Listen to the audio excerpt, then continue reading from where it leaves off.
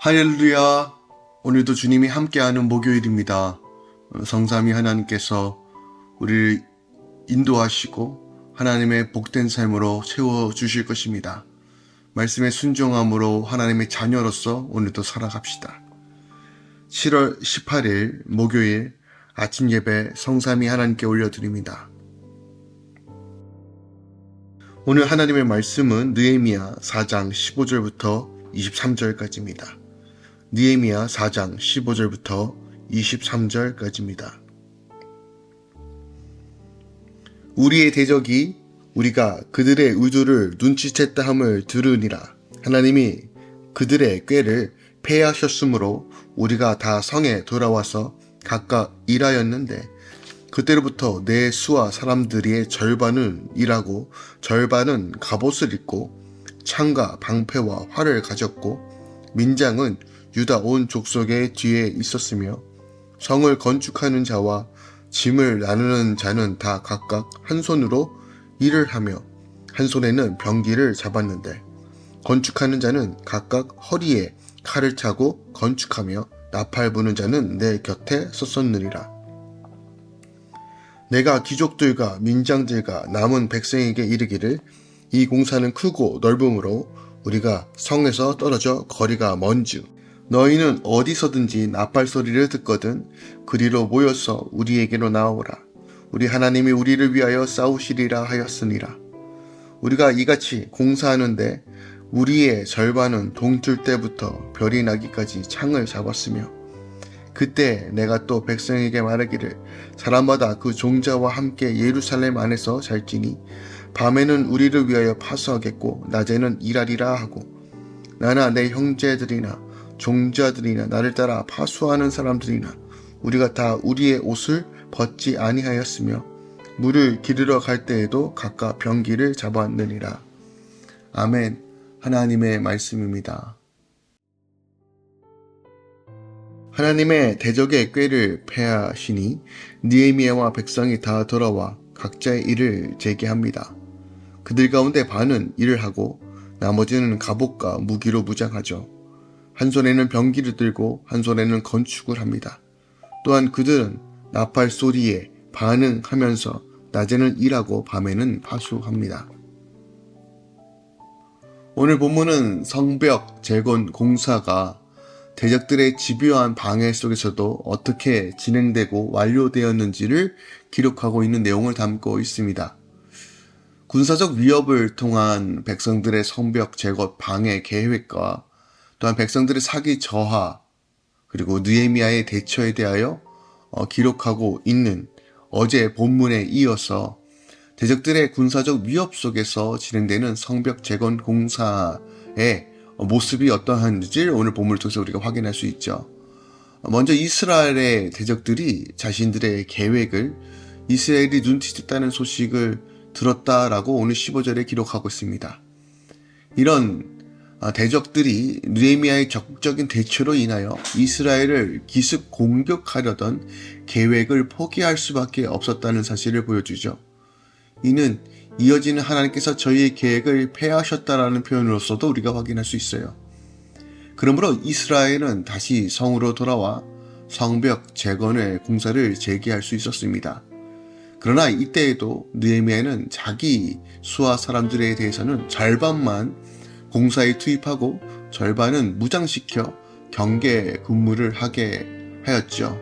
백성들도 무장을 하고 성벽 공사에 임하도록 조치하는 등 늘 긴장의 끈을 놓지 않았습니다. 또한 나팔 소리가 들리면 그 소리가 들리는 곳으로 모이라고 지시함으로써 혹시라도 있을 수 있는 대적들의 기습 공격에 대비하고 있죠. 이것이 19절과 20절의 말씀입니다. 하나님께서 그들을 위해 싸우실 것이다 라고 격려하고 용기를 갖고 성벽 재건 공사에 임하게 하였습니다. 그리고 이스라엘 자손들은 이러한 느헤미야의 지시를 잘 준수하였죠. 자, 오늘 본문을 통해서 다시 우리가 확인하고 또 묵상해야 될 말씀을 생각해 보겠습니다.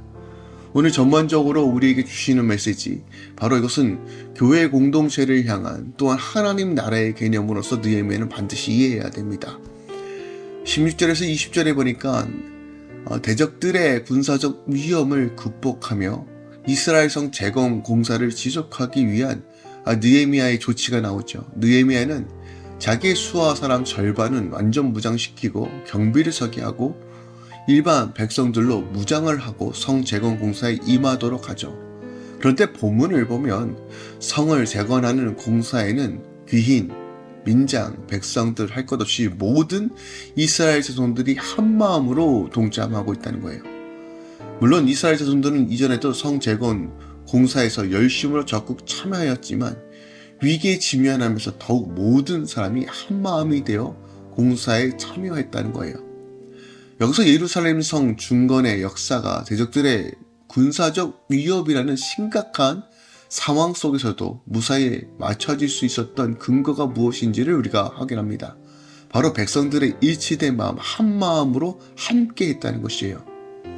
물론 예루살렘 성 재건 공사가 무사히 맞춰진 것은 궁극적으로 하나님의 도우심과 은혜 때문이죠. 그러나 그 원인은 어떻게 보면 그들이 하나의 목적을 가지고 한 마음으로 나아갔기 때문입니다. 하나님의 일하심은 바로 이러한 방식으로 이루어진다는 것이에요. 부흥의 역사, 회복의 역사는 공동체의 하나됨을 통해서 하나님께서 하신다는 것을 우리는 명확하게 확인할 수 있습니다. 인류의 모든 역사 속에서 물론 그것을 이끌었던 위대한 지도자가 있었지만 지도자 혼자 그 일을 감당한 것이 아니죠. 지도자와 더불어 공동체가 함께 연합하였을 때 그 일이 이루어진 것입니다. 모든 부흥의 역사들은 이와 같습니다.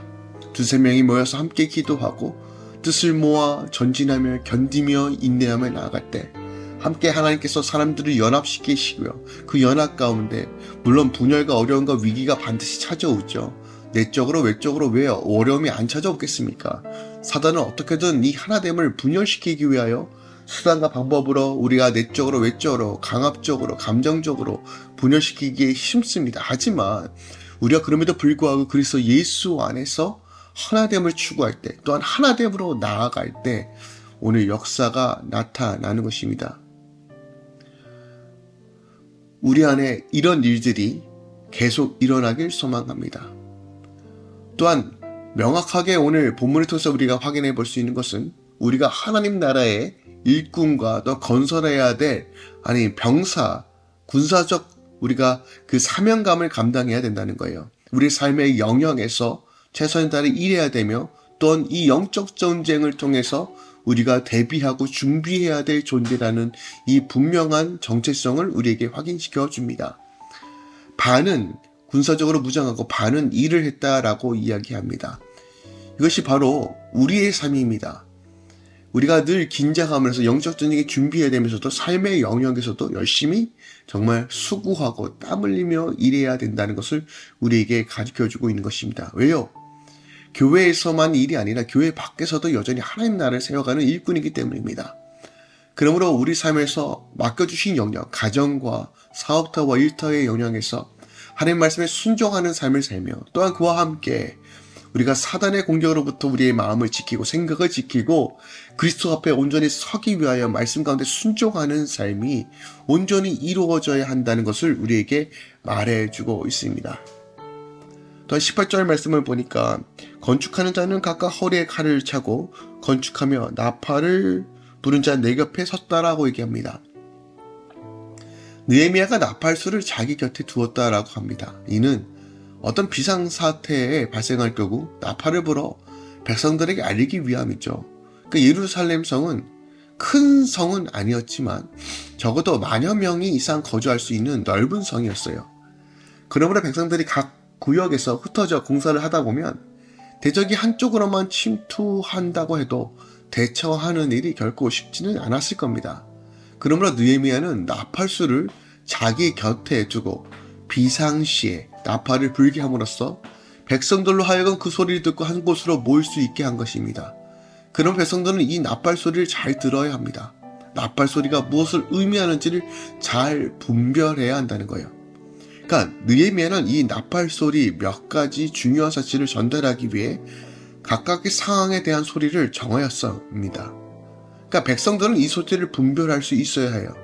만약 백성들이 나팔 소리를 분별하지 못하고 계속 자기 일만 한다면 심각한 위험에 직면할 수 있어요. 그러니까 느헤미야 시대에 이스라엘 자손들에게 나팔소리의 의미를 아는 일이 중요한 것처럼 오늘날 우리 성도들에게도 하나님의 뜻이 무엇인지 분별하는 것이 매우 중요해요. 하나님의 뜻을 알지 못하고 열심만 낸다면 우리가 결코 위기에 대처할 수 없을 수 있다는 것이에요. 하나님의 뜻을 알지 못하고 내는 열심만 한다면 하나님이 원하신 것과 전혀 다른 결과를 초래할 수도 있다는 것입니다. 무엇을 열심히 하는 것도 중요합니다. 열심히 있다는 것은 큰 미덕이죠. 그러나 하나님 뜻과 무관한 열심은 결국 인간적 열매만 맺을 수 있을 수 있다는 것이에요. 그러므로 우리가 늘 하나님의 지혜와 계시를 사모해야 합니다. 말씀 가운데 조명해 주신 그 말씀을 붙잡고 내 안에 주시는 감동을 놓치지 않으며 그 감동을 온전히 이해할 수 있도록 늘 성령에 붙들림만 되는 것. 하나님의 뜻 가운데 주여 내게 가르쳐 주시옵소서, 주여 내게 말씀하여 주시옵소서, 늘 겸손하게 주님 앞에 나아가는 삶이 전부라는 것입니다. 아무리 오랜 시간 생활을 했어도 말씀에 전통하다 할지라도 우리가 가장 취해야 할 자세는 주여 우리에게 하나님의 지혜를 더하여 주시옵소서. 세상에 흘러가는 지혜에 내가 치우치는 것이 아니라 끊임없이 하나님 앞에 엎드려 하나님의 음성을 중심적으로 살게 하여 주시옵소서. 그런 마음과 자세로 오늘 이 아침 시작하기 원합니다. 주님께서 지혜와 계시를 허락하여 주시고 분별케 하시고 오늘도 하나님의 복된 삶으로 인도해 주실 것입니다. 기도하겠습니다. 사랑하는 주님 감사드립니다. 주의 영으로 우리를 채우시고 하나님 우리가 거룩한 신부로서 주의 군사로서 온전히 살게 하소서. 사단의 미혹에서 눈으로 생각으로 마음으로 범죄하지 않게 하시고 주님께서 주신 그 능력과 지혜로 오늘도 이기게 하여 주시옵소서.